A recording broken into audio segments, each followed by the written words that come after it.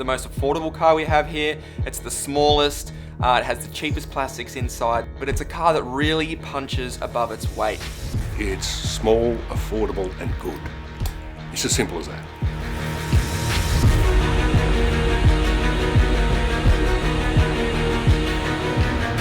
In my mind, it's a greater challenge for car makers to turn out good cars that don't cost very much. It has a lot more polish than other cars Suzuki make. Vitara, Ignis, Baleno, all of those cars. The Swift is easily the best in its category and in Suzuki's whole lineup.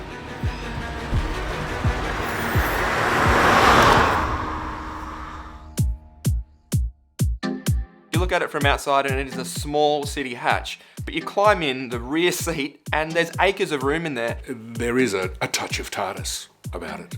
And you notice that when you get into the rear seat behind somebody else who's, full-sized adult, and you find that there's space there. There's space for your toes, your knees, your elbows, your head. I don't know how Suzuki's engineers have done it, but they really need to be applauded for the packaging rabbit they pulled out of the hat. The base manual is a ripper little thing. The new 1.2 litre engine makes almost the same power as the old 1.4. The turbo 3-pod at the top end. It's a suave little thing. Again, it has that encouraging sound, and it's a characteristic sound for Suzuki's because they had a lot of 3-cylinder heritage in the past, and it's back. And it bodes well for the forthcoming Swift Sport, which should be a cracker.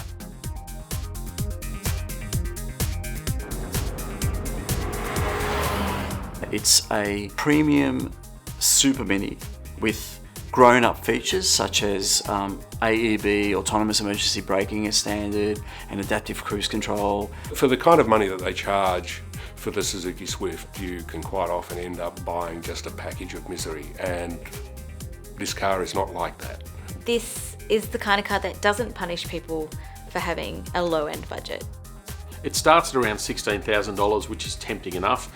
Unfortunately, that base car misses out on some key features. So really it's the next step up, only $1,000 more. All of a sudden you're getting navigation, automatic transmission, and a decent sized car, and more importantly, a really fun car to drive. The GLX had a beautiful steering wheel that felt comfortable. It was made from really good quality materials, and it had a flat bottom, and it just felt quality. And it gives you a big smile, and then you can just hammer it around corners and have a lot of fun with it. Terrific handling, really, really chuckable. You can feel a lot of useful movement from the back end where it feels like it's got this nice controlled deflection. It's this just crazy little Mighty Mouse. It does what it says on the tin. It's Swifty. It's got this great little booty that has weight. It's really lightweight, and Suzuki has gone to extreme lengths to pull as much weight out of this car as it can, so that's the real big tick. That's rare these days. Cars pack in more and more features and they weigh more and more, and as a result it compromises efficiency. You can feel the benefits of the lightness when you drive the car. It is, really, really agile, even though it's on quite modest and inexpensive tyres. And it was also noticeable at the Lang Lang Proving Ground wet braking test, where the braking performance of the thing was pretty outstanding. It turned out to be actually one of the most fun cars around the Lang Lang Proving Ground because you can drive it flat out. You can race it along the various courses, and you know that the chassis is able to handle different surfaces and changes in the camber and tight corners. The car that I liked the most was the manual version of the Suzuki Swift, which was the cheapest and it was the lightest and it was the simplest. But the issue is, if you want the manual gearbox with the navigation screen, which I guess most people will do these days, it's not a thing that even exists, so you can't buy it. Surely people who buy an entry-level car would like a manual. Why can't they have the technology that other people can have? No young person is going to buy a Suzuki Swift GL that doesn't have a screen. That is the Suzuki's Achilles heel. There's a range that picks and chooses bits from one piece, one transmission, one engine, one trim, and it's here and there. You can't mix and match, which is a bit of a shortfall.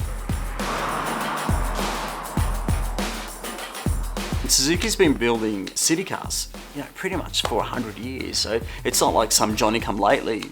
It encapsulates, a century's worth of engineering know-how in a really affordable, economical, contemporary and likeable package, and that's why it's here at Car of the Year this year.